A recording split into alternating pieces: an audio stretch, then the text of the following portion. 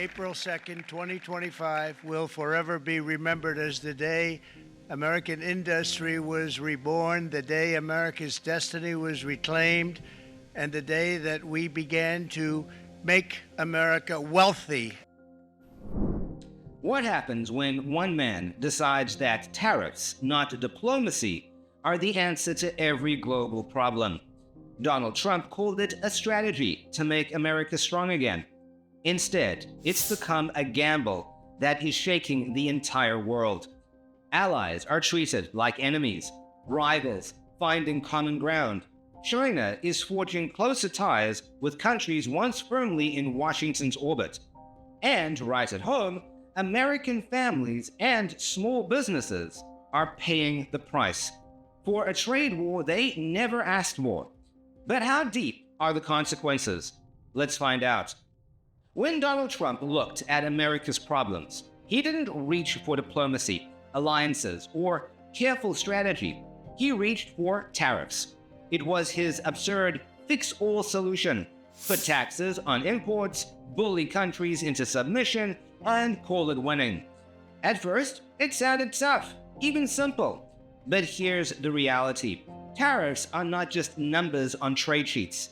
They raise prices at home, cripple industries, and spark retaliation abroad. What was meant to make America strong is now hurting American farmers, car makers, and consumers, while also shaking the entire global order. Well, it's an output of the geopolitical reality. The president is trying to cast the United States free from over-involvement in the world.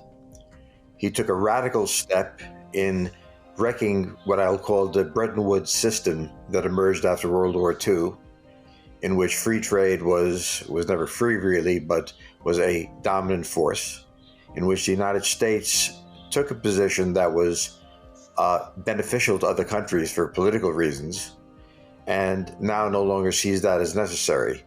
And so he attacked it, as Donald Trump would attack it, radically shifting the system. I think he expected to negotiate. He said this is a negotiating position. When you're selling your house, you don't come in with the lowest price. You come in with an absurd one. But I don't think he calculated that it would be this consequential to the global system, especially to the American economy. The American economy, the financial system, suddenly staggered. And I don't think he was prepared for that.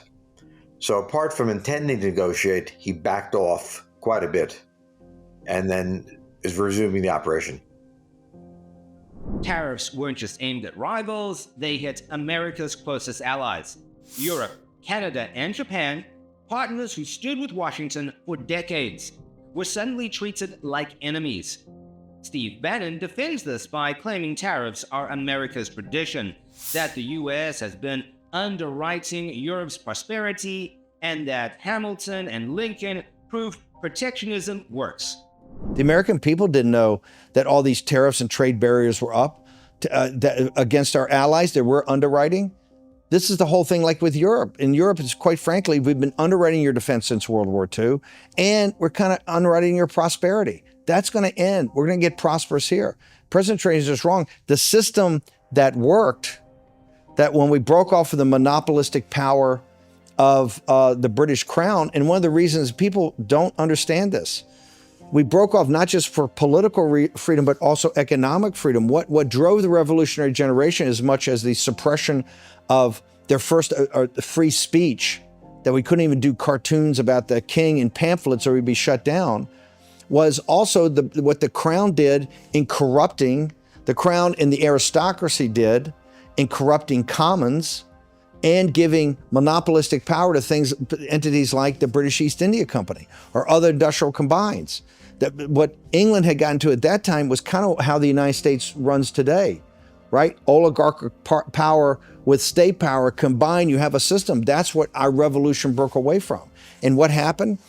A document that's just as dear to us, economic populists and nationalists, as the Declaration of Independence, which was really a declaration of war against the empire, and the Constitution, which tried to get this thing organized later, is the Report on Manufacturers by Alexander Hamilton, who was a true economic nationalist. That's the third founding document of the United States. And what happened from the American plan from the beginning of the from the beginning of the country right after the Revolution all the way up to the early 20th century, and particularly through McKinley, we certainly protected. And some of the biggest protectionists of protection our native industries were not just Alexander Hamilton, but a guy named Abraham Lincoln, right? And then McKinley, they understood, and this is what drove us. Although the Industrial Revolution started in England, we rapidly became an industrial superpower. Why? Because of a smart system of tariffs. The free trade is a masturbatory fantasy. It doesn't exist in the real world. They're gaming the system. And the Chinese Communist Party, which quite frankly, Thatcher and Reagan set the basis for the opening up of both and the shipping. They didn't do it. That was Bush and the globalists later. But to ship all the high value added jobs from England and the United States to ship it to China so they could leverage the slave labor of Lao Beijing. But that's a fantasy. The 19th century economy he describes is long gone. Today, industries are global and cars, tech, and even food depend on allies. Tariffs on them don't protect jobs. They destroy trust, raise prices, and push partners into the arms of China and Russia. So yes, as you mentioned, we're a U.S. manufacturer. We do everything here in downtown Akron, Ohio. And basically, our products use over 900, to be precise, 961 different components. And these are sourced from over 14 different countries of origin.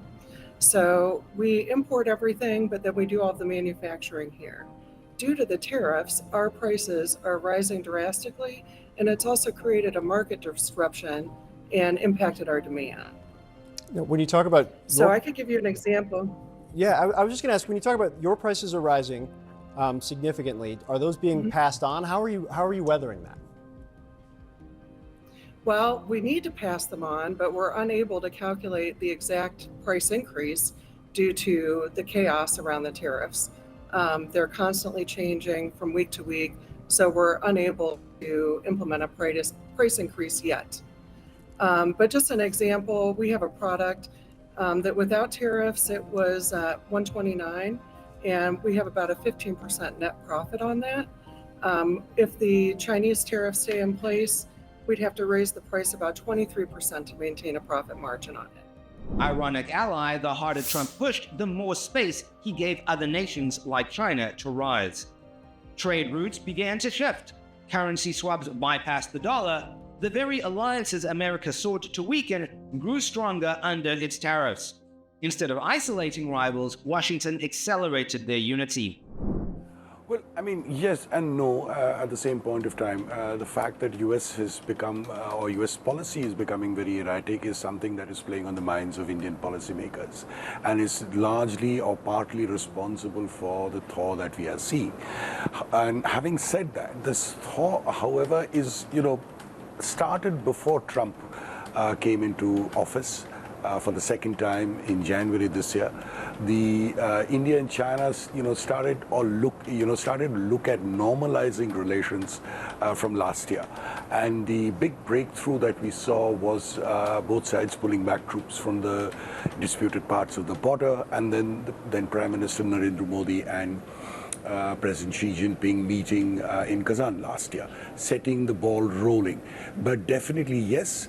The tariffs, the threat of penalties for buying Russian energy has added a lot of more urgency to normalize the relationship, to get the relationship back to a working order where both sides, if not pre-2020 when the border skirmish happened, to levels of that, but to some level of normalcy where trade, people-to-people connect can start once again.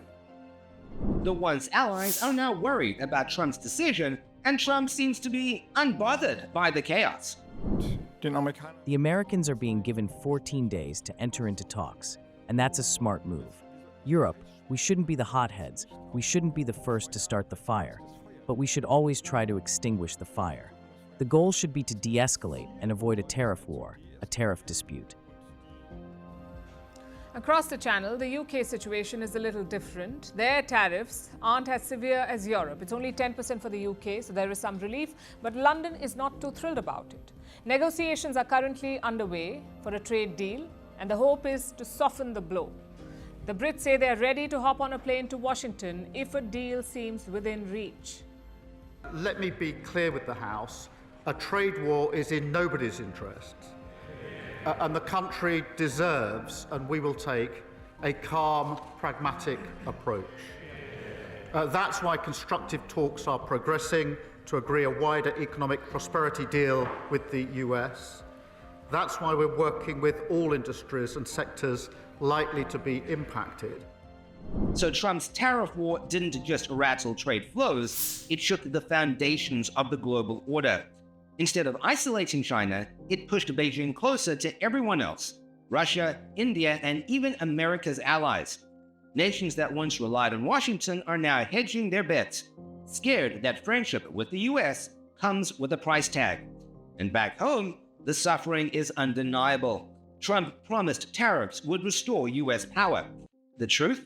They've left America weaker, more divided and more isolated than at any point in modern history. Do you think tariffs made America stronger or just more isolated? Let us know in the comment section. Are US allies safer with Washington today, or are they quietly moving closer to China?